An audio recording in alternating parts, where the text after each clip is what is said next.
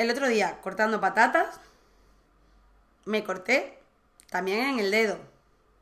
Vaya, que me hice una rajita. No, la mano peluda. ¡Ah! ¡Ay, mi dedo! Y, claro, al hacerme esa herida, he dejado la puerta abierta a un montón de patógenos a que entren a mi interior. ¿Y qué era un patógeno? Pues, quien no recuerde lo que era un patógeno, por aquí le dejo el vídeo anterior donde lo explicábamos. Entonces, si yo tengo una raja en el dedo, ¿significa de que mi cuerpo está expuesto a que entren un montón de patógenos? Pues sí y no. Es verdad que al cortar el dedo hemos vulnerado la primera barrera que tenemos de protección, nuestra piel. Pero por suerte tenemos un sistema que nos protege. Prácticamente es un sistema de alarma, como cuando suena la alarma en una casa cuando entra un ladrón. Pues prácticamente nuestro sistema es algo así, un sistema de alerta por si patógenos o células que no son benignas invaden nuestro organismo. Ese sistema de alarma se denomina el sistema inmune. Y para explicaroslo mejor, voy a cambiar de escenario, que sabéis que me gusta más, de otro tipo. Pues desde aquí, mucho mejor para hablaros del sistema inmune, ese sistema de alarma que tiene nuestro cuerpo para avisarnos y defendernos cuando una sustancia que es ajena a nuestro cuerpo se cuela en nuestro organismo. Esa sustancia extraña se denomina antígeno. Y los antígenos pueden ser de muchos tipos. Los virus, las bacterias, protozoos y hongos. Pero también pueden ser antígenos células que no provengan de nuestro organismo. Por ejemplo, glóbulos rojos de otro grupo sanguíneo diferente al nuestro que llega hasta nuestro organismo tras una transfusión. O por ejemplo, un riñón o cualquier otro órgano que sea trasplantado a nuestro organismo. También son sustancias extrañas las células tumorales.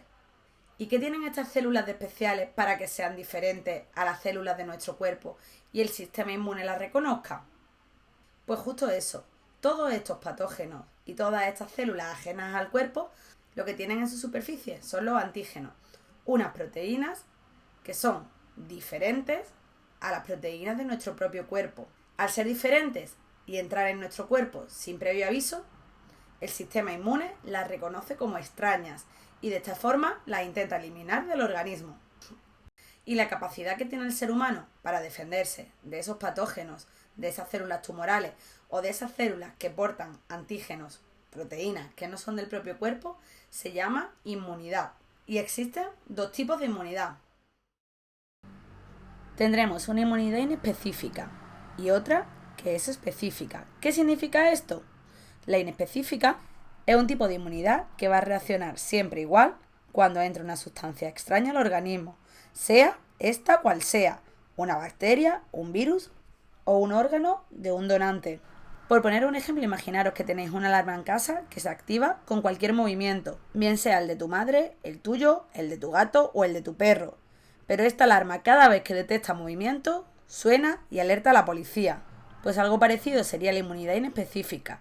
Es una inmunidad que se va a llevar a cabo, sea cual sea el agente extraño que entra en el cuerpo. Por otro lado, tendremos la inmunidad específica. Esta sí va a ser muy concreta y solo se va a llevar a cabo en el caso de que se reconozca el agente extraño. Por ejemplo, esta inmunidad va a distinguir a la perfección si la bacteria que ha colonizado el cuerpo es la bacteria de la salmonela o la bacteria del cólera, a pesar de ser muy parecidas entre ellas, creando así unas sustancias llamadas anticuerpos que atacan de forma muy específica al agente extraño. Pero primero vamos a centrarnos en la inmunidad inespecífica. Esta, como hemos dicho, no distingue de cuerpo extraño. Además, es muy rápida. Su acción es inmediata. El problema es que carece de memoria inmunológica. Ya veremos en un ratito lo que esto es. Además, nos requiere de una sensibilización previa. Por tanto, esta inmunidad la forman un conjunto de barreras naturales y mecanismos defensivos. Me explico. Imaginad que tenemos una serie de agentes extraños que quieren pasar al otro lado del muro. Lo primero que se van a encontrar es con un muro que les va a costar mucho atravesar. Pero si por algún motivo se encuentran que este muro está roto o tiene un agujero, fácilmente podrán atravesarlo. Pero para que no continúen su camino, habrá un gran ejército detrás que entrarán rápidamente en combate para eliminarlos del camino. Vamos a hablar primero de esas barreras. Un patógeno cuando llega al organismo se puede encontrar varias barreras. La primera, la piel, un muro infranqueable de difícil acceso. Por otro lado, también se va a encontrar con mucosas, que frenarán la entrada de estos patógenos. Por otro lado, el pH que tiene estas barreras, en muchas ocasiones, será nocivo para el patógeno. También será nocivo para los patógenos la temperatura corporal, ya que muchos no pueden vivir a la temperatura que tiene nuestro cuerpo. Y por último, la microbiota. La microbiota es todo el conjunto de bacterias buenas que recubren nuestro organismo. Estas nos protegen de la entrada de otras bacterias o otros virus que no son beneficiosos para nuestro organismo. Pero de todas estas barreras nos vamos a centrar en una, la piel, que es esa que yo he roto al cortarme el dedo pelando patatas. Las células de la piel forman un tejido que se llama el tejido epitelial. En este tipo de tejidos las células están muy unidas entre ellas, de modo que no dejen ni un solo espacio para que entren los virus, las bacterias, los hongos o los protozoos. Pero el problema está cuando te cortas o te clavas una astilla. Cuando esto ocurre, le estás proporcionando a los patógenos una vía de libre acceso a tu cuerpo. Aunque ya he dicho que si esto pasa, detrás hay un ejército esperándolos. Este ejército es un ejército de células y son los que median la inflamación.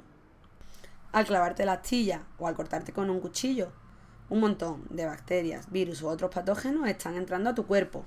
Por ello, este ejército de células, que normalmente viajan por la sangre, salen de los vasos sanguíneos para acudir a la zona donde se puede dar una posible infección. Este ejército de células se denominan glóbulos blancos y estos salen de los vasos sanguíneos para atacar directamente al patógeno, atacándole mediante un mecanismo que se denomina fagocitosis o sintetizando unas partículas proteicas que atacan directamente al patógeno. A los glóbulos blancos, que tienen la capacidad de fagocitar, se les denomina fagocitos. Para que os hagáis una idea, en este vídeo estamos viendo una imagen real, cómo un fagocito persigue a una bacteria. Lo pongo a cámara rápida para que veáis el triste final de estas bacterias.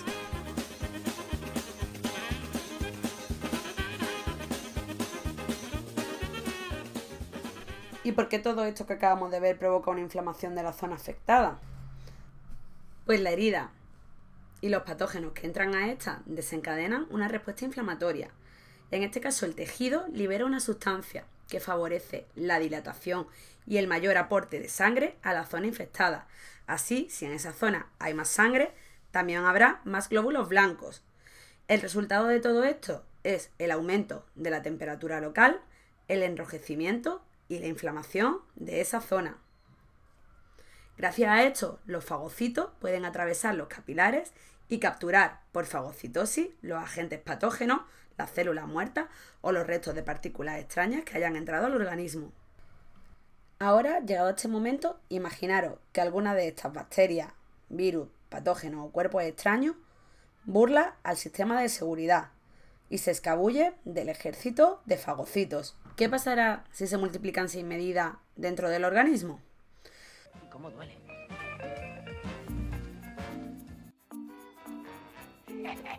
¡Estreptococos! ¡Venid aquí! ¡Vamos, adelante! Podemos entrar, ¿me permite? ¡Vamos, mis bravos! ¡Al ataque! ¡Adelante! Aquí, jefe Anticuerpos Metro. Tenemos unos visitantes estreptococos. ¡Vamos! ¡Adelante!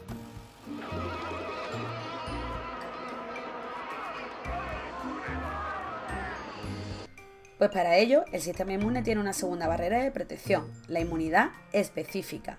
Esta sí es muy selectiva y actúa en base del antígeno que reconoce. Para ello, los fagocitos de la inmunidad inespecífica que han destruido al patógeno deben presentar a los linfocitos al agente patógeno. Os explico qué es esto de la presentación. Cuando un fagocito captura un agente patógeno, este lo presenta a un linfocito. Este linfocito lo mira, lo observa y crea muchas copias de sí mismo. Estos linfocitos van a tener la capacidad de crear una proteína que se denomina anticuerpo, una especie de misil para atacar solo y exclusivamente a ese tipo de patógeno. El bombardeo de anticuerpos provocará la muerte o destrucción del agente extraño. Los linfocitos es una célula del cuerpo muy especial, pues tiene la capacidad de crear memoria. De esta forma los linfocitos siempre estarán patrullando nuestra sangre y si de repente hay un nuevo contagio con el mismo agente infeccioso, estos rápidamente crearán anticuerpos para eliminarlo. Gracias a la memoria inmunológica, la respuesta será muchísimo más rápida que la primera vez que entró el agente infeccioso. Gracias a esto, poco a poco vamos consiguiendo inmunizar nuestro cuerpo. Esta inmunización se puede dar de forma activa o de forma pasiva. Una inmunización activa es cuando el organismo por sí mismo crea anticuerpos para un patógeno que ha entrado en su interior. Este patógeno puede llegar de dos formas. En la primera, el patógeno llegará de forma fortuita a nuestro cuerpo, bien por el aire, bien por la picadura de un mosquito o por comer alimentos contaminados. Esto desencadenará todo el proceso de inmunidad inespecífica y específica que acabamos de ver. También hay una segunda forma de inmunización, y es que sin haber tenido un contacto con el patógeno, nuestro cuerpo está inmunizado a algunas enfermedades. Esto es gracias a las vacunas, un tipo de inmunización activa. Es activa porque el cuerpo crea células de memoria y anticuerpos por si en algún momento hubiese un segundo contacto con el antígeno. Las vacunas es una forma de exponernos al agente infeccioso. Lo que pasa que este agente infeccioso, cuando nos pinchan una vacuna, está muerto o simplemente nos inyectan trozos de este patógeno, con miras a que el sistema inmune de nuestro cuerpo lo reconozca, cree anticuerpos para destruirlo y de esta forma guarde células de memoria para el resto de nuestra vida. De manera que si de repente sí que hay un contagio con el patógeno vivo, rápidamente el cuerpo crea anticuerpos para eliminarlos. Hay otro tipo de inmunización y esta es la pasiva. El problema que tiene esta inmunización es que es instantánea. El cuerpo nunca la va a recordar y solo va a servir para eliminar un patógeno en un momento concreto. Por ejemplo, imaginad que os pincháis con un clavo oxidado y os contagiáis con una bacteria que produce el tétanos y que se comprueba en tu cartilla de vacunación que no estás vacunado para esta enfermedad. ¿Qué es lo que ocurre? Que tú ya el patógeno lo tienes en tu interior y que se va a empezar a multiplicar. Y esta bacteria es muy agresiva y si no se actúa rápido, tu cuerpo puede tener consecuencias muy graves. Por ello los médicos no dejan que tu cuerpo sea el que reaccione por sí mismo, sino que te aplican un suero. En este suero directamente hay anticuerpos, es decir, esos misiles que contaba antes, ya sintetizados. Tu cuerpo no los va a sintetizar, sino que te los van a inyectar del exterior para que rápidamente ataque y elimine a la bacteria que te produce el tétanos. Y ahora que ya sabéis más sobre el sistema inmune, los mecanismos de prevención y curación y cómo funciona la inmunización, mi dedo chungo y yo nos despedimos hasta el siguiente vídeo. ¡Adiós!